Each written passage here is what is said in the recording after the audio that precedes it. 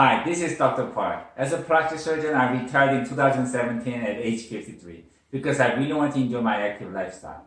But after the retirement, I realized I wanted to have some form of passive income.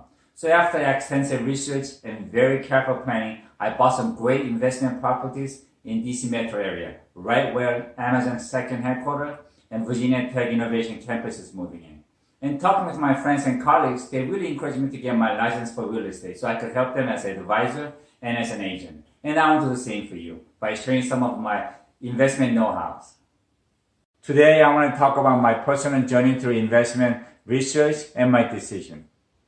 As you can see, my main goal of passive income per month was between $10,000 to $15,000 a month, which is written on top in red. Maybe like most of you, my first thought was stock market. But I personally do not have a very good experience with long-term investment in stocks, where I lost about $150,000, which was not a lot of money, but it was enough money for me to get discouraged and also realize stock market wasn't something that's for me. But recently I heard some good things about daily trade. So I looked into it for about a month, and I do have a pretty good idea how daily trade works. But after researching it for about a month, I realized only about 10% of the traders are successful, which means 90% of the traders are at the risk of losing their money.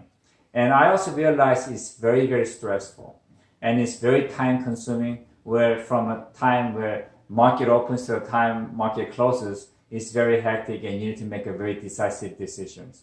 And also it requires a lot of knowledge. It's not something that you could learn within a few months and hope that you could become successful.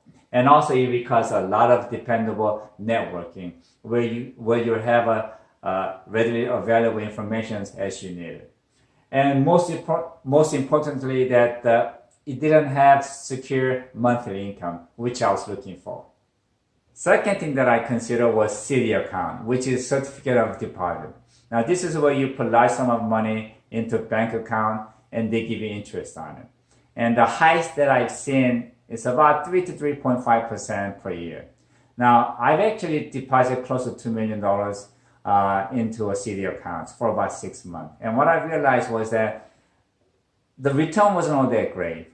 And also the income tax on it was very high, and you don't have any kind of tax deduction or any kind of tax benefit as well. And also it required multi-accounts because each bank would insure up to about $250,000 per person. So for me to feel secure about my capital, I had to get about close to 8 different banks. So that was kind of tiresome. And also, it didn't have any appreciation. For example, actually it had depreciation because your dollar value dropped. So if you had that money in a CD account for let's say about 10 years, and 10 years later, because money value drops, it actually depreciates. So that was another thing that I didn't like about it. And also, having so much cash in a bank account kind of caused me to do some impulsive spending as well. Next, I looked into investing in low-income rental properties. Now, this is actually pretty popular nowadays because they say the return rate is between 7 to 9, maybe even 10%. Now, I looked into it for about 6 months and decided not to go with it. Now, the first thing is that they encourage you to use the maximum leverage. And what that is that they want you to put a small down payment and use the maximum mortgage loan and then buy a next house and then next house and so on and on. Now, the problem with that is that when you have that low equity in your house, if the market turns and if the market drops, there's a good chance you might actually lose all your investments. So I didn't like that. And the second thing is that they encourage you to buy more than 10 houses. I've seen people even owning more than 30 houses. Now, when you're buying a house for only $100,000, it's usually in a C and D neighborhood, meaning it's a medium to low income neighborhood. And in those neighborhoods, they have a higher eviction rate and also higher turnover rate, meaning that if you have a new tenant coming in every year, then there is a turnover cost like paintings, new carpet, maybe some repairs. And then, as you know, when you have an eviction, you have a rental loss for whatever the eviction process takes. So that's another problem.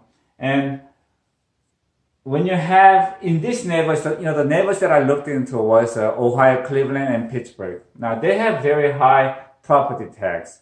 I seen it as for $100,000 house, the property tax was anywhere between $2,000 to $3,000 per year. So that was pretty high. And also because you have multiple properties, you're kind of encouraged to have LLC, make an LLC and have a properties in the LLC. Now I actually created LLC myself, but I didn't go with it. Now the problem is that when you have properties in LLC, which is a good idea, it's not a bad idea. The problem that I ran into was that it was a home insurance. Now home insurance, when you have the properties in LLC, the insurance company sees that as a commercial. And recently, their regulation has become very strict. And the insurance rate can be high as 2 or 3 times higher than a privately owned home. So that's something that you really need to look into, because it could add up pretty quickly. And when you have the houses in the city neighborhood, it's got a low appreciation. You might even have a depreciation. So in a long run, it's not really a good investment. You might actually lose money. And in this neighborhood, like Ohio or Pittsburgh, they have more strict rental regulations where the city gets involved. They come out, investigate, tell you what needs to be repaired, what needs to be fixed or renovated before you can actually rent again. So that could be also another stress factor.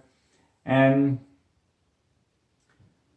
when you have multiple properties in multiple states, it becomes very overwhelming. And I've spoken with a few people who actually owns multiple properties in multiple states, and they all advised me it became very overwhelming after a little while. So it was better to just kind of focus on maybe 1 or 2 states. That way it's more manageable. So when I did all the research in this, I realized this wasn't something that I wanted to get into. Next, I looked into house flipping. And honestly, I only looked into it for about 2 weeks and decided that it wasn't for me. Now, if you want to buy a house in a desirable area, it requires large sum of cash because you want to do a cash offer. Now, I didn't feel like putting large sum of my cash into a project that has some risk in it. So that was one thing that I didn't like. And the second thing was that it required very high level of expertise in renovation and house building. Because if you think it just requires minor renovation and later find out it's got a foundation issue, then you could lose a lot of money.